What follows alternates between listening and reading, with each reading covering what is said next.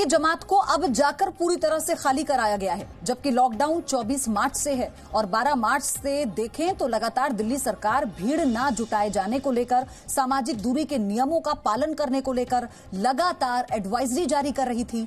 यहां तक कि 23 मार्च को दिल्ली पुलिस ने जमात के मैनेजमेंट से जुड़े कुछ लोगों को बुलाकर बाकायदा ये समझाया भी था कि आप अपने धार्मिक कार्यक्रम बंद कर दें।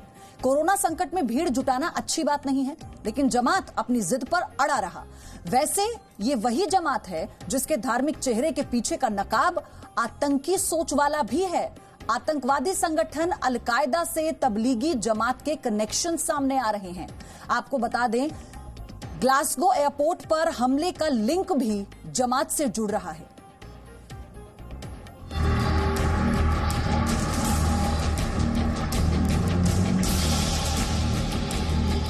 क्या आप जानते हैं तबलीगी जमात का अल-कायदा कनेक्शन भी है? क्या आप जानते हैं अल-कायदा के आतंकी लेते थे तबलीगी जमात की मदद? ज़ी न्यूज़ पर आप देख रहे हैं तबलीगी जमात की टेरर कुंडली।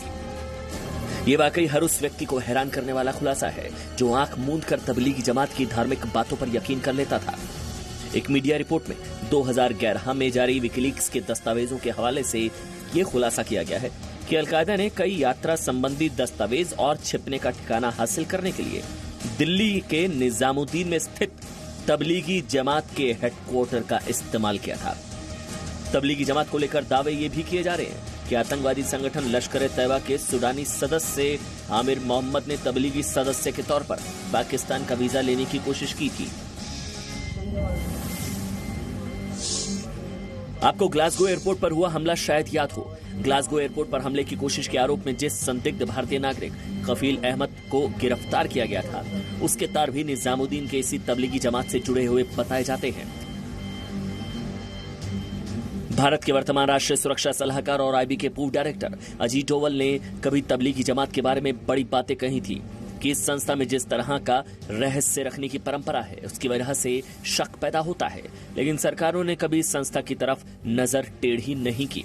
और आज जब इसी जमात की वजह से देश में कोरोना काल का खतरा मंडरा रहा है, तब हर कोई इस जमात का कच्चा चिट्ठा उजागर कर रहा है। इस जमात ने अपने लोगों में कोरोना वायरस को डेवलप कराकर हिंदुस्तान इसलिए भेजा ताकि कोरोना वायरस से हिंदुस्तान में ज्यादा से ज्यादा मौतें कराई जा सके। तबलीगी जमात की सफाई ये है कि लॉकडाउन के वक्त उसके जमात में काफी संख्या में लोग फंस गए थे, लेकिन हम आपको अब 23 मार्च का एक वीडियो भी दिखाते हैं जिसमें बाकायदा पुलिस तबलीगी जमात के मैनेजमेंट से जुड़े लोगों से मरकज खाली करने को कह रही है, लेकिन जमात इसके बाद भी अपनी जिद पर अड़ा रहा। आगाह करने के और वार्निंग देने के बावजूद भी वहां पे मरकज में हमेशा 1,500 से 2,000 की गैदरिंग है। बात है ना, पहले से या बाद से? आप मेरी बात को सुनिए जी, पहले आप मेरी बातों को मेरी वे में सुन लीजिए, समझ लीजिए। हाँ, ये आप लोगों के लिए आसानी के लिए है। अगर मैं बुला के इस तरह से आपसे बात कर रहा हूँ और वीडियो रिकॉर्डिंग करा रहा हूँ और ऊपर सीसीटीवी कैमरा, तो उसका कोई पर्पज है? तो सवाल यह है कि तबलीगी जमात ने क्या जानबूझकर देश में कोरोना के खतरे को बढ़ाया? क्या जमात ने जानबूझकर देश को सामुदायिक संक्रमण की ओर धकेलने की कोशिश की? क्या जमात ने बाकायदा साजिश रचते हुए इंडिया को इटली बनाने की कोशिश की? सवाल गंभीर है और पुलिस की जांच हर एंगल से चल रही है। ब्यूरो रिपोर्ट, ज़ी मीडिया। और अब हम आपको बताते हैं कि दिल्ली कैसे मस्जिदों में ठिकाना बनाए विदेशी लोगों की वजह से कोरोना के बड़े खतरे में चली जा रही है। वजीराबाद की जामा मस्जिद में इंडोनेशिया से 12 लोग आए और इसी के साथ तुर्कमान गेट की छोटी मस्जिद में इंडोनेशिया के 11 लोग थे। मालवीय नगर हौज रानी की बड़ी मस्जिद में इंडोनेशिया के 12 नागरिक थे।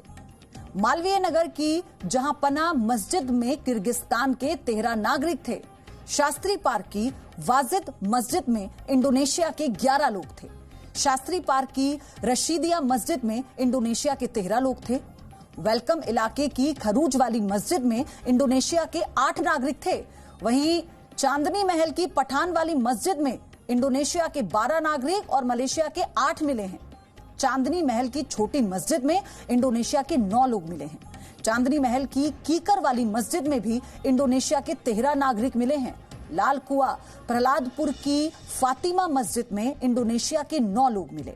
चांदनी महल की सुई वालान मस्जिद में इंडोनेशिया के 10, अल्जीरिया के 7 और इटली का 1, बेल्जियम का 1 नागरिक और प्रहलादपुर की मेवाती मस्जिद में इंडोनेशिया के 9 लोगों का पता चला है।